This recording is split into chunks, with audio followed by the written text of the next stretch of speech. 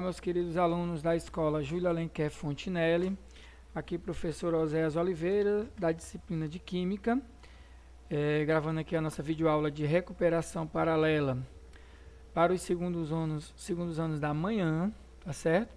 Você que está abaixo da média, faça essa recuperação paralela para a gente recuperar a sua aprendizagem.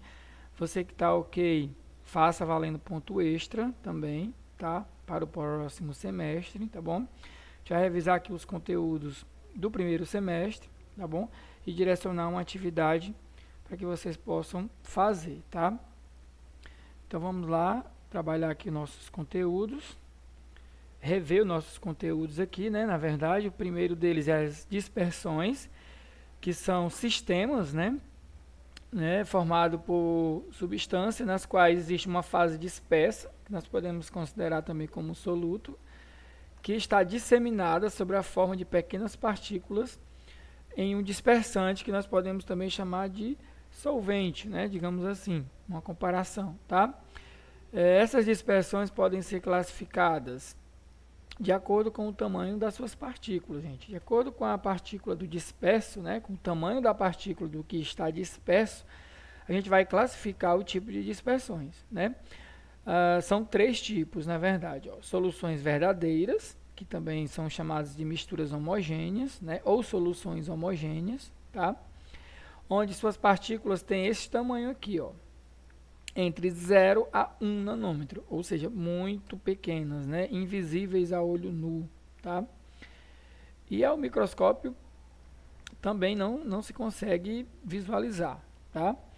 Soluções coloidais, que são entre 1 e 1000 nanômetros, já são um pouco maiores, tá certo? As suspensões, que são acima de 1000 nanômetros, tá bom?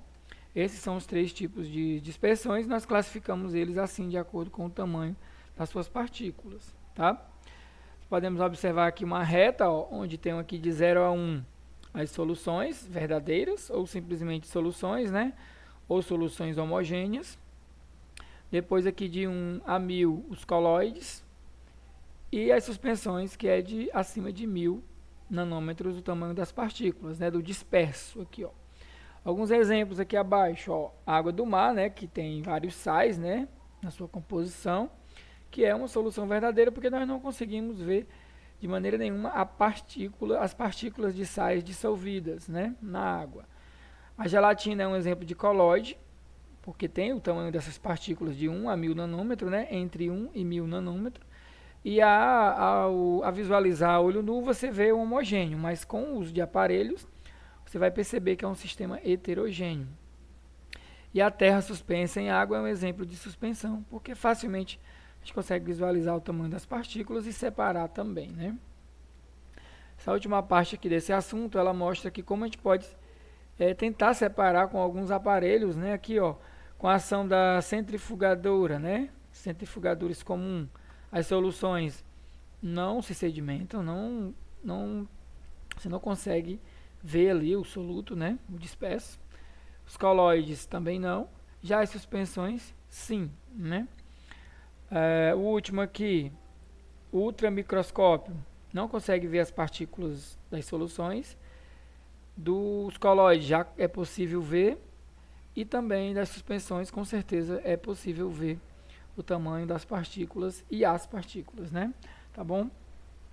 Vamos dar continuidade aqui ao outro assunto, que são as concentrações, né? Concentração das soluções, que nada mais é do que uma solução onde existe uma parte que se dissolve, que nós chamamos de soluto, e aquilo que a dissolve, né? Que é o solvente, tá bom? O solvente faz a dissolução, né? E o soluto ele é dissolvido, tá bom? A concentração nada mais é, gente, do que uma relação matemática entre a massa do soluto, que está dissolvido, e o volume desta solução, tá bom? A gente pode observar aqui como a gente pode formar a solução, ó, tá? Como a gente pode alterar, né, a concentração de uma solução? Primeiro, se a gente aumentar a quantidade de soluto, com certeza a concentração aumenta. Se você aumentar a quantidade de solvente, aí a concentração diminui. Se você diminuir a quantidade de solvente, você aumenta também a concentração. Exemplo, se eu vou fazer um suco de laranja, né, e eu quero que esse suco fique bem concentrado, eu posso aumentar a quantidade de laranjas, no ponto 1 aqui, ó. Se eu quero diminuir a concentração desse suco, eu posso aumentar a água, que é o solvente, né, a quantidade de água. E no 3 aqui, ó, eu posso diminuir a quantidade de água e deixar a mesma quantidade de laranja, que a concentração vai ficar bem forte, né? Esse terceiro ponto aqui também pode ser na natureza, por exemplo, acontece através da evaporação do solvente, né, deixando só o soluto em uma concentração bem maior, né? Vamos aqui para a primeira concentração, que é a concentração comum, que você vai fazer um pequeno cálculo, né, nas questões, que você vai relacionar a massa do soluto presente na solução e o volume da mesma, certo? Usando essa fórmula aqui, ó, C de concentração, M de massa do soluto, V de volume, certo? As unidades usadas são gramas por ml, ou gramas por centímetro cúbicos, ou quilogramas por litro e etc. Nossa tabelinha de convenção aqui, muito importante, aqui essa parte aqui de baixo, onde se eu estou te dando um valor em litro na questão e eu quero o resultado em ml, ou em centímetro cúbico, você vai ter que dividir o valor lá por 1000. Perdão, multiplicar por 1000. Se está em litro e eu quero em ml, multiplica por 1000. No caso contrário aqui, se a questão dá o volume em ml ou em centímetro cúbico e eu quero o valor final em litro, você vai dividir por 1000, que você vai fazer a substituição no lugar do V e fazer o cálculo na sequência, tá? Vamos entender melhor como é aqui, ó. Em um exemplo aqui, ó, certo? Se dissolvermos 20 gramas de sal de cozinha NaCl em 500 ml de solução aquosa, qual a concentração do sal nessa solução? Tá? Tá aqui a fórmula, certo? A fórmula é essa aqui de azul, e os valores dos dados da questão são esse aqui, ó. M1 é 20, volume é 500 ml, eu vou ter que dividir por 1000, que vai dar 0,5 litro, tá bom? E aplicar aqui na fórmula. Eu quero encontrar o C, eu já tenho o M1, que é 20, e está aqui o meu volume que eu transformei, 0,5 litro, e faço a divisão, que vai dar 40 gramas por litro. Simples assim, quando se tratar de concentração comum, tá? Já aqui, gente, é uma concentração molar, ou molaridade. É um pouquinho diferente, porque você vai usar a quantidade de mols também desse soluto. Você vai usar a quantidade de gramas e também a quantidade de mols deste soluto, que vai estar aqui na questão, vai te dar esses valores, tá? Tá aqui a fórmula, um pouquinho maior, né? Ó. Molaridade, ou concentração molar, massa do soluto, massa molar desse soluto, dessa substância, vezes o volume, tá? Tá aqui toda a representação aqui. Vamos para um exemplo. Um exemplo aqui, ó. 20 gramas de hidróxido de sódio são dissolvidos em água, sabendo que a massa molar do hidróxido de sódio é igual a 40 gramas por mol, e que o volume da solução foi completado para 500 ml, calcule. Você vai calcular em A a concentração comum, que é simples, em B a concentração molar da solução, que é um pouquinho mais complicado, que é aquela fórmula maior. Então vamos primeiro aqui para A. Concentração comum, está aqui a fórmula, vamos substituir os valores. 20 por 0,5, que é dividir aqui o 500, ó, por 1000, né? Vai dar o mesmo valor da questão anterior. Só repetir aqui, ó, certo? Item B, usando aqui a outra fórmula, 20, o valor de M1 permanece o mesmo. M1 maiúsculo é o 40 aqui, ó, você bota aqui. O volume é o mesmo e você vai resolvendo. Repete o 20, 40 vezes 0,5 dá 20 também. Coincidência, 20 dividido por 20, 1 mol por litro. Esse é o valor da concentração molar desta solução, tá? Vamos continuar aqui outro assunto, entalpia. Entalpia é a quantidade, né, a medida da quantidade de calor, gente, liberado ou absorvido em sistemas, né, ou seja, em reações químicas, em processos físicos, químicos entre substâncias, enfim, tá? E isso é uma pressão constante, obviamente. A letra H é que representa a entalpia e a variação de entalpia, ΔH, certo? A variação de entalpia é igual à entalpia final menos a entalpia inicial, É assim que faz o cálculo, tá? Para uma reação química, temos reagentes formando produtos, A formando B, onde o estado inicial, reagentes, é o A, e o estado final é B, que é o produto, tá? Variação de entalpia igual a entalpia dos produtos menos a entalpia dos reagentes, certo?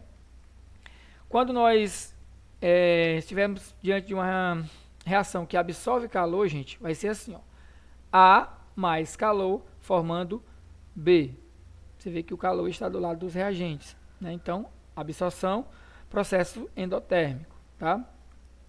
Quando houver liberação de calor, aí já vai ser B formando A mais calor. Liberou calor aqui, ó, né? Tá depois da seta, depois tá nos produtos o calor, então a liberação, tá? No caso, liberou é exotérmico, tá? A classificação da reação. E esses processos, eles são opostos, né? Um absorve calor, o outro libera calor, tá? Quando ocorre. Uma representação aqui da exotérmica, que libera calor, ó. A mais B, formando CD mais calor. Produtos liberando calor. Então, essa reação, gente, a variação de entalpia, ela é menor que zero, tá? Por quê? Que vai dar valor negativo aqui, ó, de energia, certo? Formação da amônia, nitrogênio mais hidrogênio, formando amônia. Valor da energia que foi liberada para essa reação acontecer, menos 92,2 kJ por mol. Tá? A variação de entalpia é o mesmo valor, só para você entender aqui em destaque. Valor negativo, exotérmico, liberou calor, certo? Ao contrário aqui, ó, A mais B mais calor formou C mais D, tá? Esse A ele pertence aqui à formação embaixo, gente. É um probleminha aqui na formatação. Então A aqui, ó, mais B formando CD, variação de entalpia maior que zero, tá? Por isso que é positivo, ó.